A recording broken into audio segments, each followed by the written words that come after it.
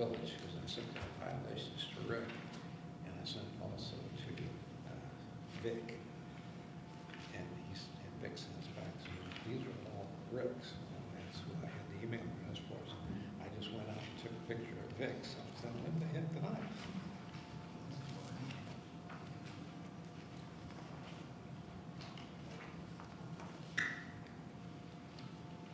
It's now 6 o'clock. I'll bring the motion to, I'll start with the meeting. We'll start with roll call. Lisa Hollick. Marianne Schill. Julie Jennings. Destin Miller. Has everybody had time to review the minutes from the last meeting? I'll take a motion to approve those minutes. Make a motion, we approve the minutes as presented. Second. All in favor? Aye.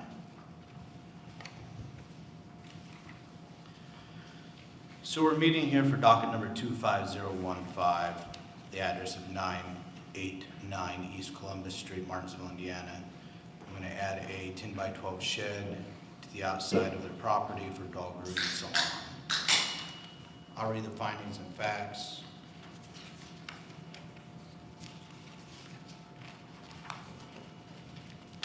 Number one, the approval will not be injurious to the public health, safety, morals, or general welfare of the community due to the following reasons. The approval of this dog grooming business will not be injurious to the public health, safety, morals, or general welfare of the community for several reasons. The services provided are non-hazardous, and all grooming activities will take place indoors, minimizing noise and disruption to the neighboring properties. The business will adhere to all local and state health regulations regarding animal care, cleanliness, and sanitation, ensuring a safe and Hygienic. thank you, environment for both pets and people. There will be no sale or use of harmful chemicals, and waste will be properly managed and disposed of. The operation supports responsible pet ownership, and enhances the well-being of local animals, which aligns with community values. Overall, the business will provide a needed service without negatively impacting the surrounding areas.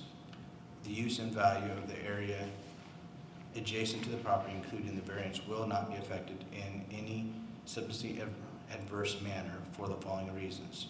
The business will operate by appointment only, limited customer overlap, and minimizing traffic congestions. Additionally, the proposed location has ample parking space for customers, reducing the potential strain on neighboring roads. There is no indication that this grooming business will have any adverse impact on adjacent property values.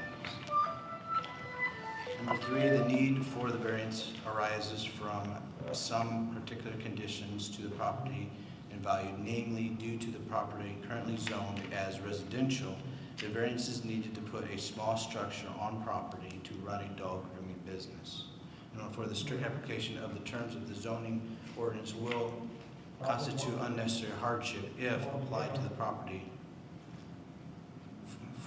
for which the variance is sought, namely the structured dog grooming business will operate with minimal impact on the surrounding area. Strict adherence to the zoning ordinance would prevent the property from being used for this valuable service without benefiting the community in any significant way. The variance will not result in any harmful effects on adjacent properties. The approved does not interfere substantially with the comprehensive plan adopted under the 500 series of this chapter, namely because by allowing a dog grooming business in this location, the variance supports the city's goal for fostering local entrepreneurship and enhancing the area's appeal to pet owners. Supplication to run with the variance. The approval of the variance will benefit future property owners to start their own business on the property. would you guys like to speak on this? If you guys have any questions, we can answer them. Okay. Well, we can hear you when we ask the question. Why don't you go ahead and sit up there? You can state your name and write your name on the paper. Wesley Bolin. Kylie Bolin. Does anybody have any questions? So you've indicated that there'll be a limited number of dogs. What's the length of appointment time, and are there overlapping appointments at any point in time?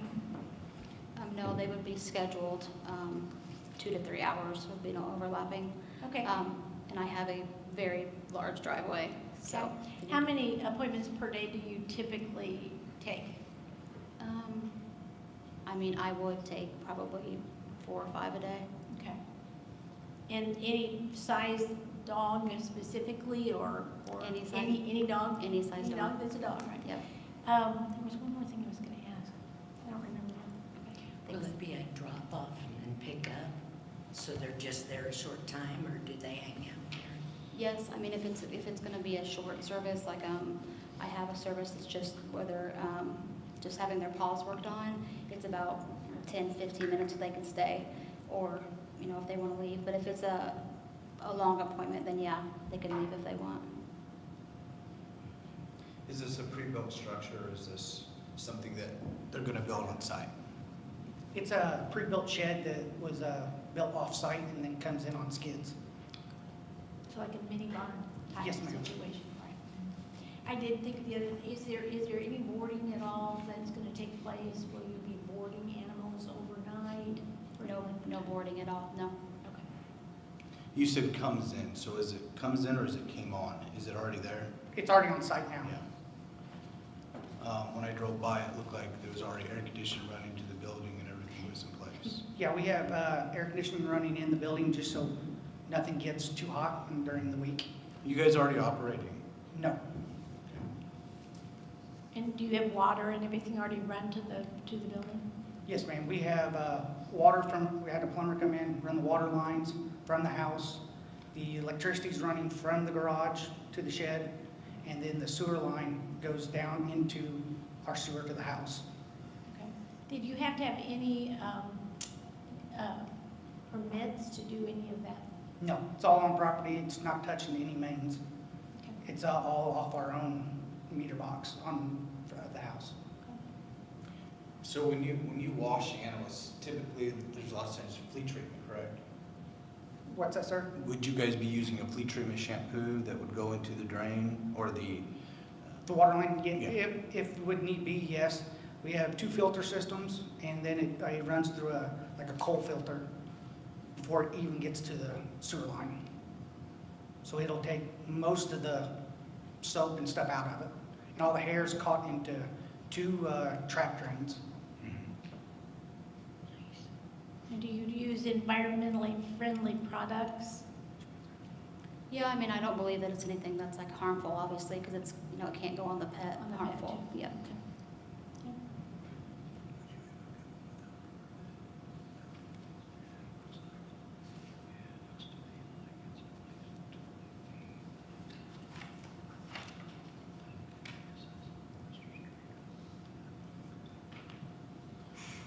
Mr. Strader, Yes, sir. how far does that building need to be away from the alley? I viewed it today. I would say the structure, it's on the south side of their garage. It's about a 2 foot, maybe, is that about right? It's 2 Distance feet between from the edge of two. the alley. There's an alley that runs east-west. Yeah. It is off the alley, significant. I mean, it's well off the alley. It is within our fencing of our back property. So you feel that it's within the, do you feel it's within the, what it needs to be? Yes, yes, it is in line with the existing structure of his garage, Yeah. and the setback is fine.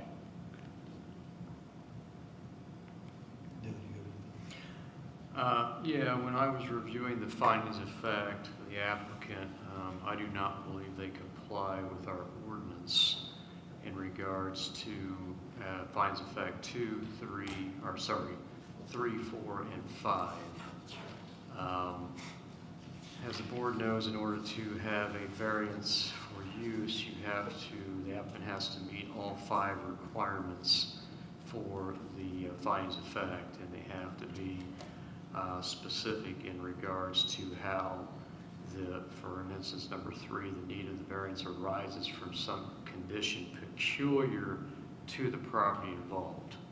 So basically, they have to show why this property involved cannot be used for residential purposes, because that's what it's zoned for. Obviously, it can be. They're wanting to add a business purpose to it. So in my opinion, number 3 is not met. Number 4, the strict application of terms of zoning ordinance will constitute a necessary hardship to the property.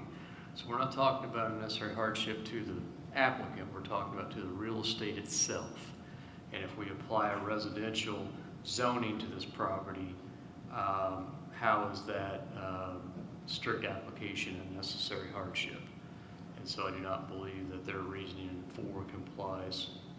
And then number 5 as well, that the approval does not interfere substantially with the comprehensive plan. Well, your comprehensive plan for the city of Martinsville in that area is residential.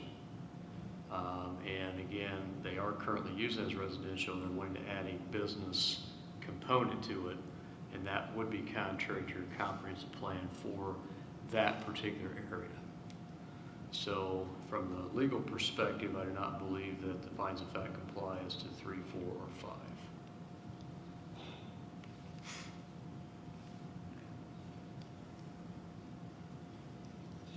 Does anybody else have anything they'd like to So say? my question, Mr. Coffey, would be this: in order to do this, is there anything that they can do to go back and change that, or literally zoning would have to be changed for that? Yeah, if you folks would say we don't believe that you've met our requirements, so we're not going to grant a variance, then their other option would have to be going before the plan commission to ask for a rezoning, and then on to the city council to ultimately decide whether or not to rezone.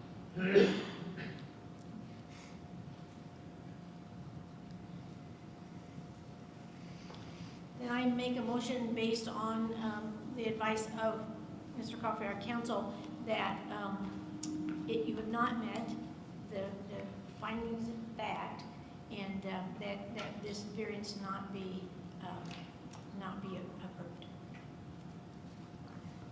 And I'll second it. All in favor? Aye.